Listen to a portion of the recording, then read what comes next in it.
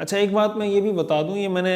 حرمت سود سیمینار کے حوالے سے کلپ ریکارڈ کروایا تھا، تو اس میں کئی لوگوں نے کمنٹس کیے کہ بھائی آپ نے سراج الحق صاحب کا نام نہیں لیا، شجاع الدین شیخ صاحب کا نام نہیں لیا. تو یہ بات ان کی بالکل ٹھیک تھی، مجھے نام لینا چاہیے تھا، اور ان حضرات کی واقعی میں اس کے لیے کوششیں ہیں.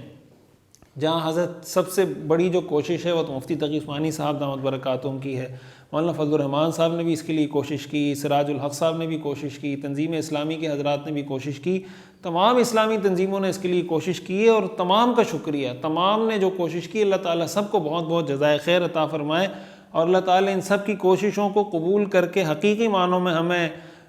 سود سے نجات بھی عطا فرمائے، اور اس کا متبادل جو مفتی تقی عثمانی صاحب نے متعارف کروایا ہے، اللہ تعالیٰ اس کی برکات اور اس کے ثمرات بھی ہمیں نصیب فرمائے، اور حقیقی معنوں میں جو اسلامی معاشی سسٹم ہے اس کی وہ ہمیں نافذ کرنے کی اور اس سے استفادہ کرنے کی توفیق عطا فرمائے.